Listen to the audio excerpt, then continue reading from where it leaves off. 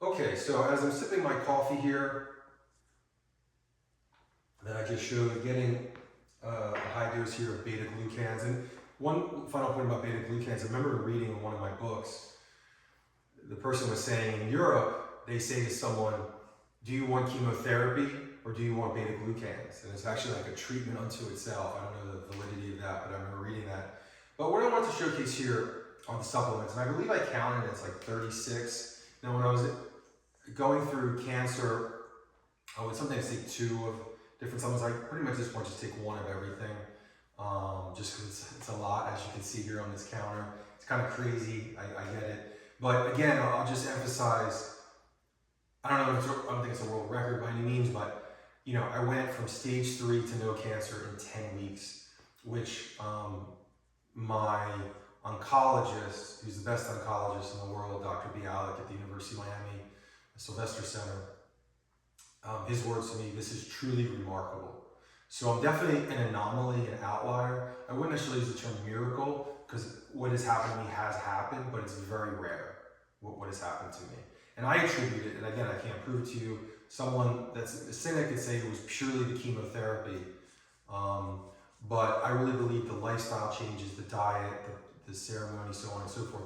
So let's get into it. So there's 5 rows, okay? And we're gonna start with row 1. And how do I structure this? And that's why I put them in these orders. They're actually not on my countertop. They're in, they're normally stored away.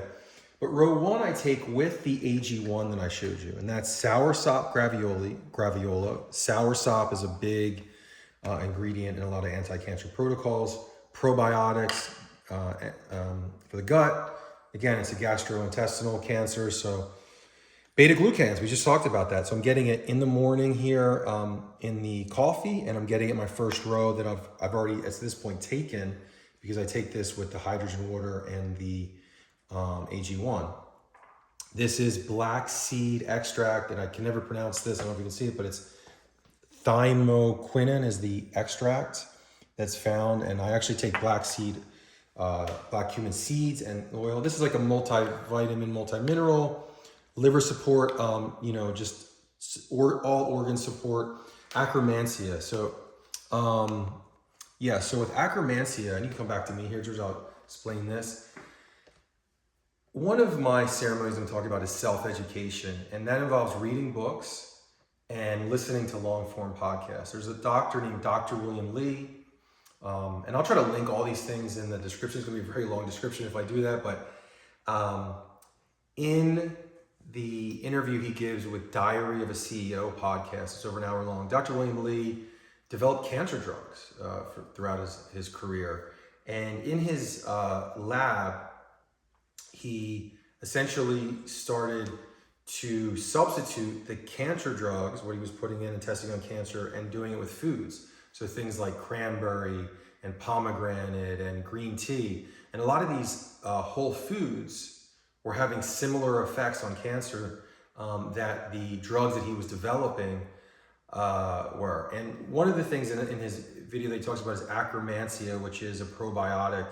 And he talks about in immunotherapy patients, those that actually have acromantia, when they test their gut, they're more receptive and have better outcomes than those who don't. I didn't take an immunotherapy, but I take digestive enzymes at night. You'll see in my final row, I take the probiotic here, I take the acromantia, even the oatmeal, which is gonna be our next thing I think here that we're gonna show, is related to gut health. All the fiber and the beta glucans from that is really helpful. And again, if I had, let's say, brain cancer, would this matter as much?